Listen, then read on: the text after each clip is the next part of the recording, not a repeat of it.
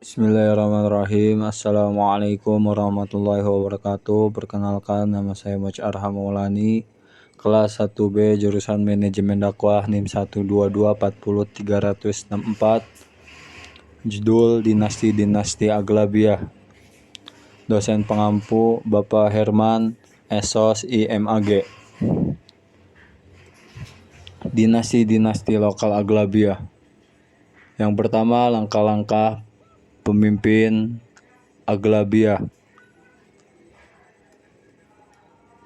Yang kedua, peninggalan bersejarah dinasti Aglabiah. Yang ketiga, kemunduran dinasti Aglabiah. Pada awal periode Abbasiyah mengalami kejayaan, akan tetapi persoalan politiklah menyebabkan keruntuhan dinasti Bani Abbasiyah di kemudian hari. Dengan adanya perselisihan tersebut, disintegrasi tidak dapat dielakkan lagi. Banyak dinasti-dinasti yang memerdekakan diri dari Baghdad sesuai dengan kebangsaan masing-masing dan mendirikan sebuah dinasti baru. Di antara dinasti itu adalah dinasti Aglabiah yang berbangsa Arab.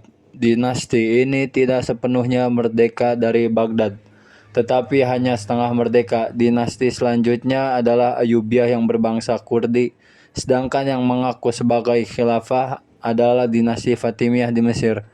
Kekuasaan ketiga dinasti ini meliputi Afrika Utara dan Mesir. Ketiganya secara berurutan adalah dinasti Aglabiah, Fatimiyah, dan Ayyubiyah. Kehadiran ketiga dinasti ini telah membawa percerahan bagi Islam.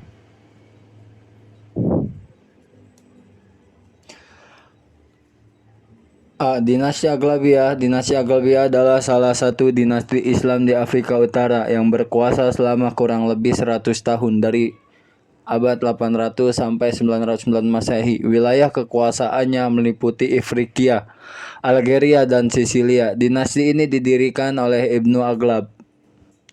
Para penguasa dinasti Aglabiah yang pernah memerintah adalah sebagai berikut. Yang pertama, Ibrahim ibnu Al-Aglab pada abad 800 sampai 812 Masehi.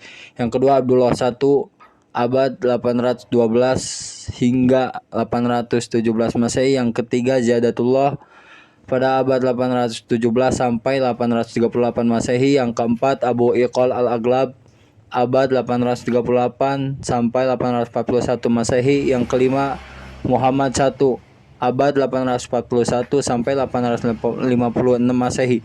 Yang keenam Ahmad pada abad 856-863 Masehi. 7 Ziyadatullah. Yang ke-8 Abu Ghosonik Muhammad II. Yang ke-9 Ibrahim II. Yang ke-10 Abdullah II. Yang ke-11 Ziyadatullah III.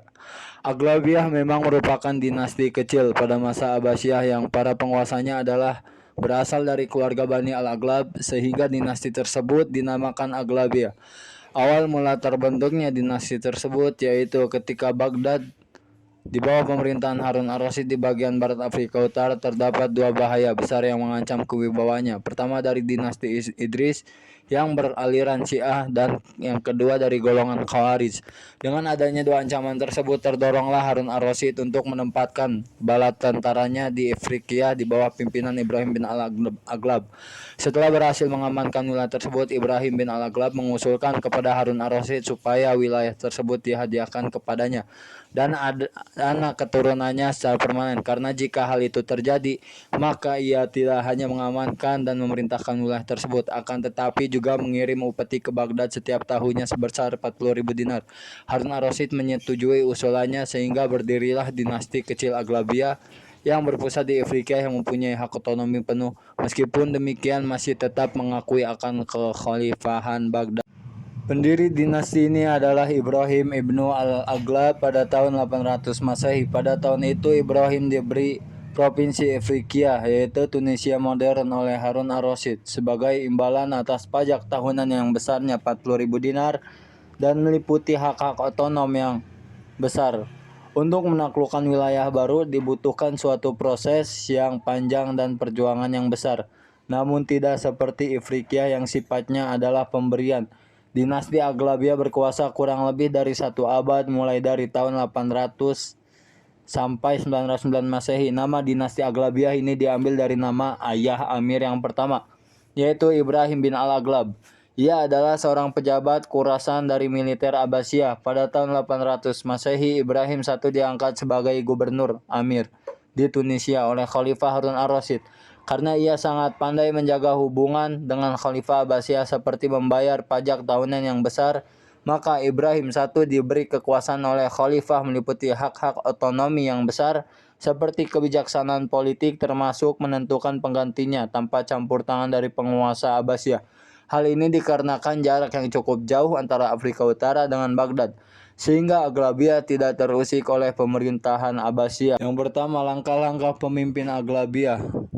Penguasa Aghlabiyah pertama berhasil memadamkan gejolak Kharijiyah Berber di wilayah mereka. Yang kedua, dilanjutkan dengan dimulainya proyek besar merebut Sisilia dari tangan Bizantium pada tahun 827 Masehi di bawah Ziyadatullah I yang amat cakap dan energik dengan meredakan oposisi internal di Afrika yang dilakukan fuqaha, yaitu pemimpin-pemimpin religius Maliki di Khairawan.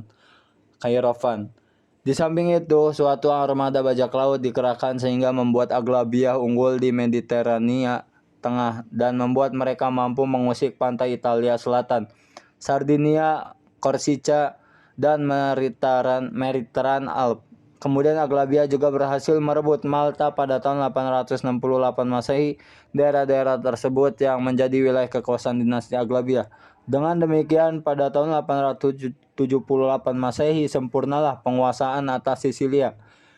Kemudian pulau itu di bawah pemerintahan Muslim, pertama di bawah kekuasaan Aghlabiyah dan kedua di bawah gubernur-gubernur Fatimiyah sampai penaklukan oleh Norman pada abad 11. Pulau itu menjadi pusat bagi penyebaran kultur Islam ke Eropa Kristen. Yang kedua, peninggalan bersejarah dinasti Aghlabiyah. Aghlabiyah adalah pembangunan yang penuh semangat. Di antara bangunan-bangunan peninggalan Aghlabiyah adalah yang pertama, pembangunan kembali Masjid Agung Khairawan oleh Ziyadatullah I. Yang kedua, pembangunan Masjid Agung Tunis oleh Ahmad. Yang ketiga, pembangunan karya-karya pertanian dan irigasi yang bermanfaat khususnya di Afrika Selatan yang kurang subur. Yang ketiga, kemunduran dinasti Aghlabiyah.